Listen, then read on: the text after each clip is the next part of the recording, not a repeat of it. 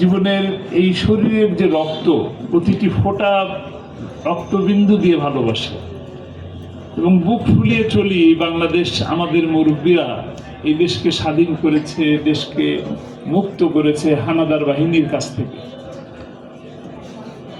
আমরা পরবর্তী প্রজন্ম, আমরা এর একটা সঠিক ইতিহাস গোটা জাতির কাছে পেতে পারতাম, কিন্তু এই ইতিহাসকে অতীতে যারা ক্ষমতায় ছিলেন তারা ইতিহাসকে নিজের মতন করে ব্যবহার করছে।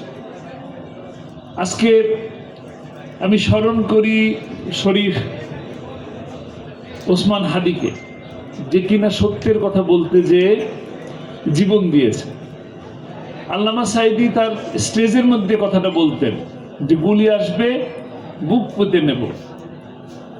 একটি কথা তো খুবই বিখ্যাত ছিল, 500 বছর বিড়ালের মতন বেঁচে থেকে কোনো লাভ নাই, 1 ঘন্টা সিংহের মতন বাঁচতেছে।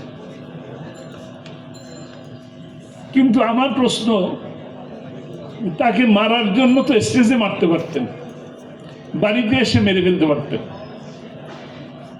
আমার গৌরবোজ্জ্বল ইতিহাসকে বিকৃত কেন করলেন?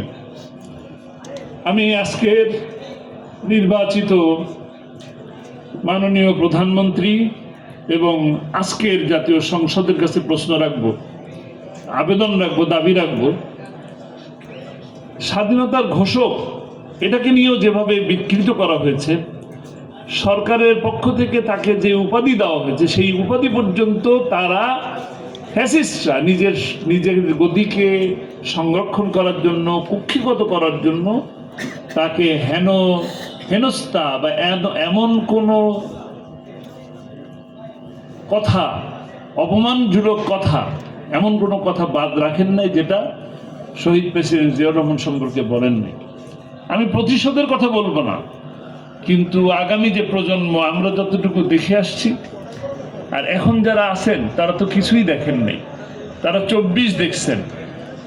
আমি চাই, আমরা চাই বাংলাদেশের মানুষ এই ফেব্রুয়ারি মাসের 52কে জানুক,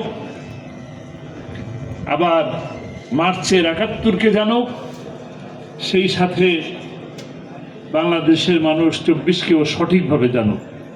আমি সেই জানানোর জন্য সরকারে যারা দায়িত্বে থাকবেন তাদের প্রতি আহ্বান জানাচ্ছি। সেই সাথে 28শে ফেব্রুয়ারি 2013 সালে যে গণহত্যার শিকার হয়েছে মানুষেরা, সেই মানুষদের, সেই পরিবারদেরকে যথাযথ মর্যাদা দেওয়ার জন্য, তাদের দেখভাল করার জন্য আমি আহ্বান জানিয়ে আমার কথা শেষ করছি। আবারও আয়োজক কমিটিকে ধন্যবাদ জানিয়ে, আপনাদের সকলকে শুভেচ্ছা জানিয়ে কথা শেষ করছি। আসসালামু আলাইকুম ওয়া রাহমাতুল্লাহ।